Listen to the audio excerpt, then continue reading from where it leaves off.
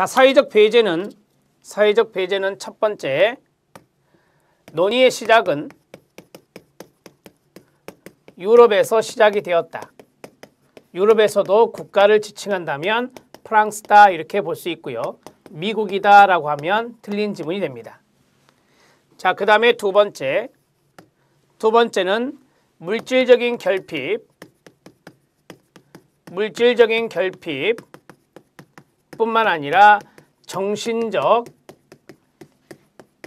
가치로부터의 배제, 이것까지 포함하고 있다.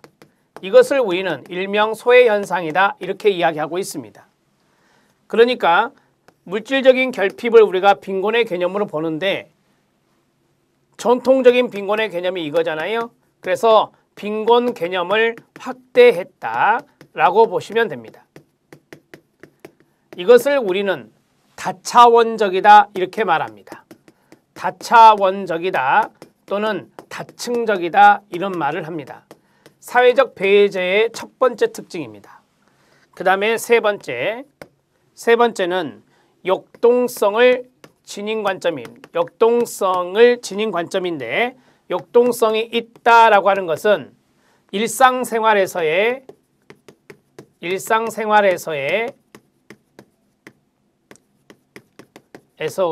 동태적인 과정이다. 동태적인 과정을 중시한다 이렇게 보시면 됩니다. 자, 고정된 게 아닙니다. 정태적인 것이 아니에요. 정태적인 특징을 갖고 있는 것이 아니라고요. 그게 아니라 일상생활에서의 동태적인 과정을 중시한다라고 했어요. 여기서 우리는 한 가지를 유추할 수 있습니다. 결과보다는 결과도 중요합니다. 중요하고 과정도 중시하는데요.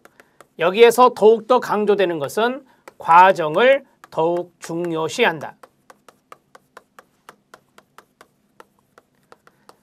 자, 말이 좀 추상적이라 어려우면 사례를 들어드리면 빈곤의 결과를 보는 게 아니에요.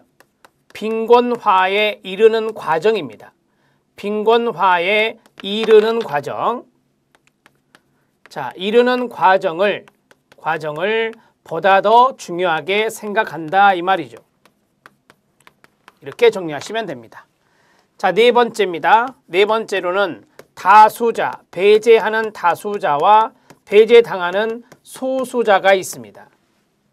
자, 이 두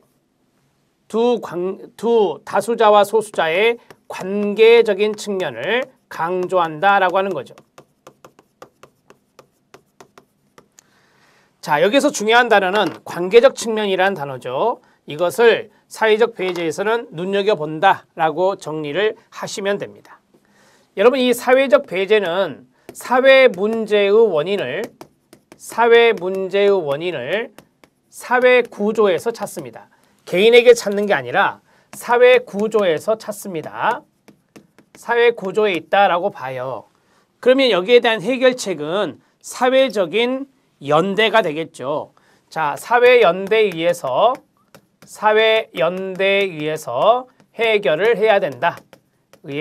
해결해야 된다라는 입장을 갖고 있는 게 사회적 배제 연구입니다. 자, 이 정도 정리하시면 돼요. 이 정도 정리하시면 여러분들이 시험에서 나올 수 있는 것들을 풀어낼 수 있습니다. 자, 사회적 배제에 대한 내용을 정리해 드렸고요. 이제 최저생계비 추정 방식에 대해서 들어갑니다. 이거는 먼저 판서를 하고 교재를 보도록 하겠습니다. 최저생계비 추정 방식에서 중요한 내용들이 있습니다. 우리나라는 최근에 최저생계비 추정 방식이 바뀌었습니다. 그렇기 때문에 상당히 중요도가 있다 이렇게 말씀드릴 수 있고요. 제3절이죠. 제3절인데 여기서는 번호를 1번으로 하겠습니다.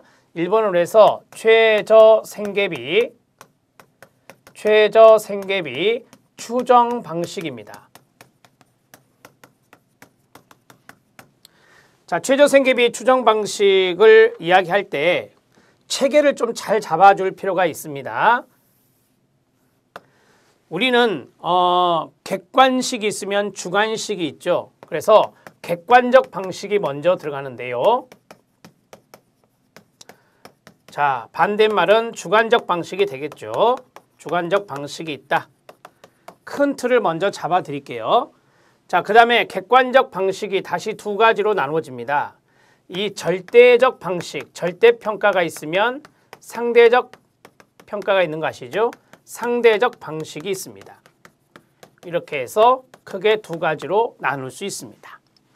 다시 절대적 방식은 두 가지로 나눠지는데 그게 바로 현실적 생계비, 현실적 생계비인 실태 생계비가 있습니다. 동의어인데요.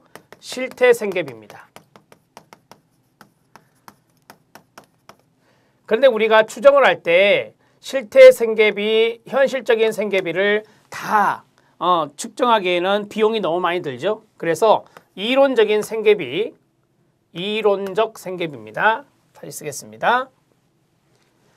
자, 이론적인 생계비 방식을 많이 쓰죠.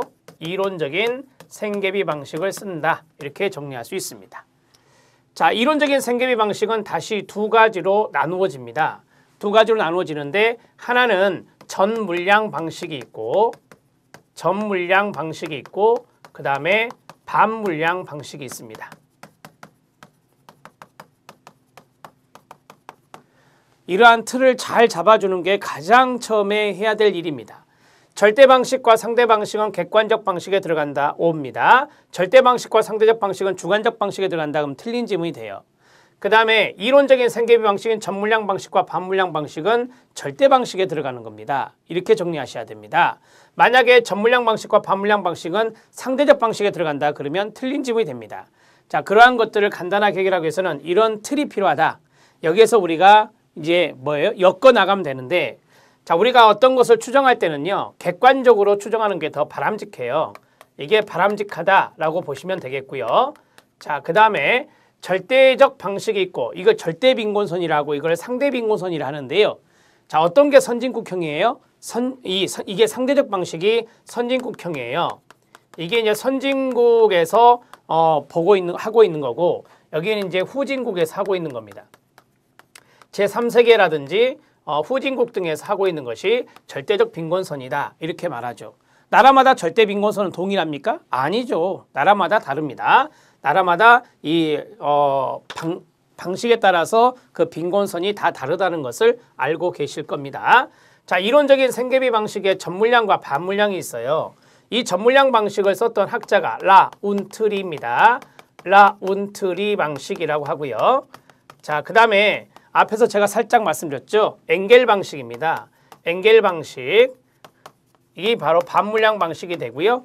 자, 그 다음에 오션스키. 여기 또 학자 이름인데요. 오션스키 방식입니다. 오션스키 방식이 여기에 들어간다. 이렇게 보시면 되고요. 자, 그 다음에 이제 상대적 방식의 대표적인 학자가 타운젠트입니다. 타운젠트가 바로 이제 상대적 방식과 연관성이 있습니다. 레인워터도 여기에 들어가고요. 자, 이 주관적 방식은 우리가 라이덴은 학자 이름은 아니에요. 자, 라이덴 대학에서 이루어진 라이덴 방식입니다. 자, 라이덴 방식 이렇게 해서 세팅이 끝났습니다. 자, 우리는 이 전물량과 반물량에서 이 한문을 좀 풀어드리면 온전 전자입니다. 모두가 되고요. 여기는 반물량 반반자가 돼요. 따라서 이거는 마킷 바스킷 방식이라는데요. 마킷 바스킷 방식. 우리가 이제 마킷 바스킷 하면은 그대로 번역하면 시장 바구니가 되는데 생활 필수품을 시장 바구니에 담아서 그 모든 것들을 합산하는 겁니다. 모두 합산하는 방식이고요. 모두 합산하는 방식이고 그 다음에 이 반물량은 어느 한 품목을 선택하는 겁니다. 여러 가지 생필품이 있다 그러면 어느 한 품목을 선택하는 거예요. 품목을 선택하는 것이다. 이렇게 보시면 됩니다. 개념 잡을 때 필요한 겁니다. 자, 그러면 여기에서 이 엥겔이라는 학자는 바로 식료품이라고 하는 것을 선택했죠. 식료품이라는 것을 선택을 해서 이제 반물량 방식으로 본 것입니다. 자, 이제 우리나라 걸 좀 보면 우리나라는 예전에 이거였어요. 전물량이었거든요. 근데 2015년 7월 달부터서 박근혜 정부에서 상대적 방식으로 변경이 되었습니다. 이게 바로 한국의 방식입니다. 현재 한국의 방식입니다. 현재 한국이 적용하고 있다는 것 기억하시고요. 자, 이제 기본적인 세팅을 다 끝내드렸어요.